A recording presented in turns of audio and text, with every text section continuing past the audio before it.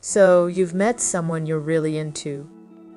The chemistry is there, the conversation flows, and everything seems to be falling into place. But now comes the part that trips up many budding relationships, building emotional intimacy. While the physical attraction and shared interests are exciting, true connection comes from something deeper. So, how do you create emotional intimacy in the early stages of a relationship without rushing things or feeling too vulnerable too soon? Let's break it down. First off, what exactly is emotional intimacy? It's the ability to connect with someone on a deep, personal level beyond just surface conversation or physical attraction. It's about feeling understood, supported, and safe to be your true self with another person. While it doesn't happen overnight, there are ways to build this kind of closeness that can set the foundation for a strong and lasting relationship. One of the first steps in building emotional intimacy is vulnerability. I know. Vulnerability. It sounds terrifying, right? But here's the truth.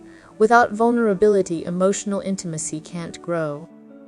That doesn't mean you need to spill your deepest secrets on the second date, but it does mean opening up gradually about your thoughts, feelings, and experiences. The key is to be authentic. When you share a personal story or talk about something meaningful, you're inviting the other person to get to know the real you. And when they respond with empathy and understanding, that's when the connection deepens. But here's the catch. Vulnerability is a two-way street. If you're always the one opening up while the other person stays guarded, it can create an imbalance. Emotional intimacy is built on mutual sharing. So, while it's important to be open yourself, it's just as important to create a space where the other person feels comfortable doing the same. How do you do that? By being a good listener. Active listening is an underrated superpower when it comes to building emotional intimacy. It's not just about hearing the words they say, but about really understanding the feelings behind them. When someone shares something personal, respond thoughtfully. Ask follow-up questions, show genuine curiosity, and let them know that their feelings are valid. Sometimes, we get so caught up in what we're going to say next that we forget to fully engage in the moment. When you focus on truly listening, you're showing that you value what the other person has to say, and that's a major building block for emotional closeness. Another important element is trust. Trust is the foundation of any emotionally intimate relationship. Without it, you can't feel safe to be vulnerable, and without vulnerability, intimacy stalls. Trust isn't built through grand gestures. It's developed in small, everyday moments. Being reliable, keeping your promises, and showing up for your partner when they need you are all ways to build trust. Over time, these little acts of dependability accumulate, creating a strong sense of emotional safety between you and your partner. Now, let's talk about shared experiences. Emotional intimacy often grows when you and your partner experience things together.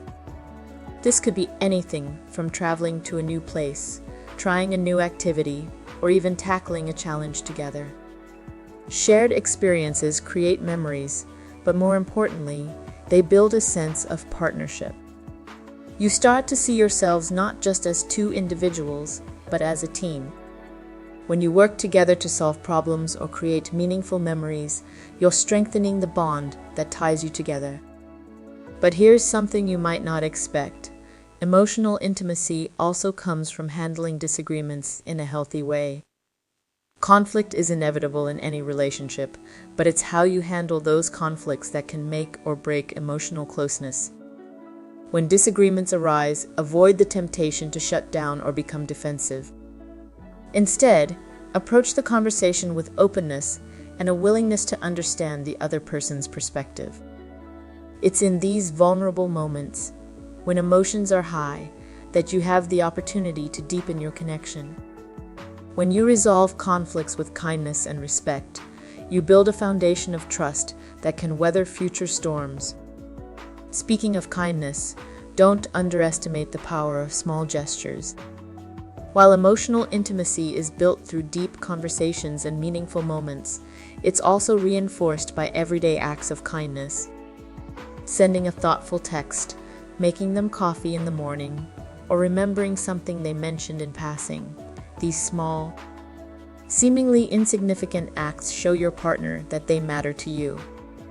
Over time, these little gestures add up and create an environment of emotional security where intimacy can thrive.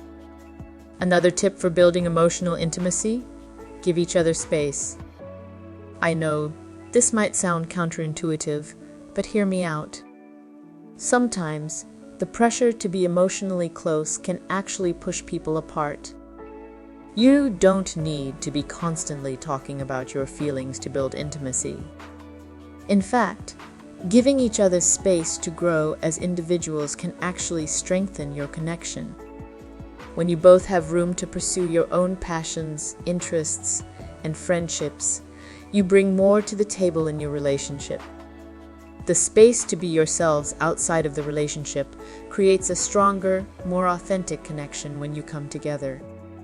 Let's not forget about physical affection. While emotional intimacy and physical intimacy are different, they are often intertwined. Physical touch, whether it's a hug, holding hands, or a kiss, can reinforce emotional closeness. It's a way to communicate care and affection without saying a word. However, it's important to be mindful of what your partner is comfortable with. Not everyone expresses affection in the same way, so be sure to check in with each other to understand what feels good and comfortable for both of you. One often overlooked aspect of emotional intimacy is sharing your future hopes and dreams. As your relationship progresses, talking about your long-term goals, ambitions, and even fears can create a deep sense of connection. When you share what you want for the future, you're allowing your partner to see a side of you that goes beyond the present moment. You're letting them into your world, and when they reciprocate, it helps align your lives in a way that feels supportive and connected. Lastly, patience is key. Emotional intimacy doesn't happen overnight. It takes time, consistency, and mutual effort. Be patient with yourself and your partner as you navigate the early stages of your relationship. Sometimes, the temptation to rush things can be strong, especially when you feel that initial spark. But true intimacy is something that develops gradually. It's built through trust, communication, shared experiences, and the willingness to be vulnerable over time. In summary, emotional intimacy is all about creating a safe space where both partners can be their authentic selves. It's nurtured through vulnerability, trust, active listening, and shared experiences. And while it takes time and effort, the reward is a deep, meaningful connection that forms the foundation of a strong and lasting relationship. If this information helped you in your situation, please subscribe and feel free to leave a comment. Also, check out my other videos for more dating and relationship tips.